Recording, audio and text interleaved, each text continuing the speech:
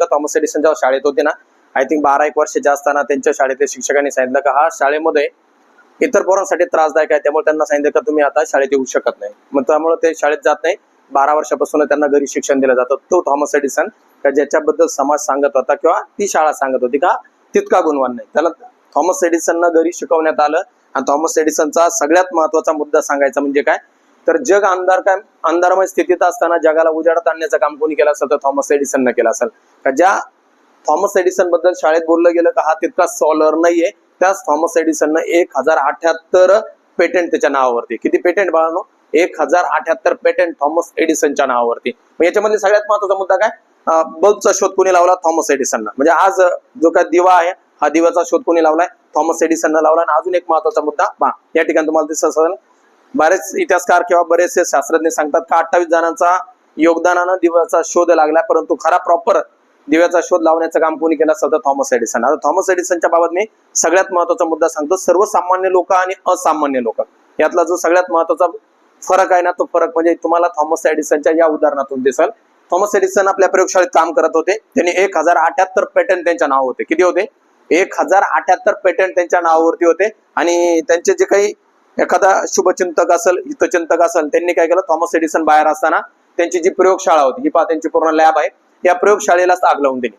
म्हणजे ज्या प्रयोगशाळेत थॉमस एडिसननं आपलं पूर्ण आयुष्य घातलं होतं, 1078 पेटंट ज्या प्रयोगशाळेतून रजिस्टर झाले होते, त्या थॉमस एडिसनच्या प्रयोगशाळा काय झाली का आगीमध्ये तिचा पूर्णतः नायनाट झाली, पूर्णतः भस्मसात झाली ती प्रयोगशाळा. आणि थॉमस एडिसन त्या ठिकाणी ज्यावेळेस त्यांच्या प्रयोगशाळेचं पूर्णतः जळून खाक झाली होती, त्या ठिकाणी जाऊन उपस्थित होते, उभे होते.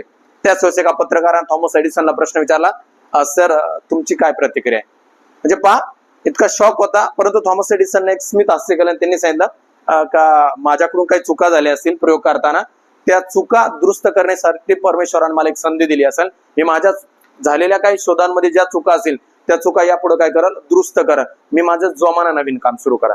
त्याच ठिकाणी सर्वसामान्य माणूस असा तो काय म्हटला असता, माझं सगळं काही संपलं, आता मी हताश होऊन काय केलं, खाली बसतो. पण त्याच ठिकाणी थॉमस एडिसनने सांगितलं का मला परमेश्वरानं संधी दिली. तसंच थॉमस एडिसन का ज्यांनी जेव्हा दिव्याचा शोध लावला, तेव्हा दिव्याचा शोध पहिल्या, दुसऱ्या, तिसऱ्या प्रयत्नात आहे.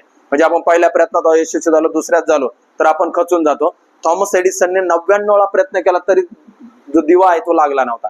ज्यावेळेस त्याने 100वा प्रयोग केला, तेव्हा त्या 100वा प्रयोगामध्ये काय झालं असेल, थॉमस एडिसन यांचा दिवा लागला असेल आणि त्यांनी दिव्याचा शोध लावला. म्हणजे एवढं सोपं नसतं, यश मिळवण्यासाठी एवढा त्याग करावा लागतो. त्याचं हे उदाहरण असेल थॉमस एडिसन. म्हणजे मला एवढंच सांगायचं होतं की आपण जाताना आपल्याला तेवढं मोटिवेशन मिळालं पाहिजे. तर थॉमस एडिसन सारखे जगाच्या इतिहासाच्या पानावरती यांची नावं लिहिली गेली, कारण त्यांनी तेवढं काय केलंय बाळांनो, कष्ट केले.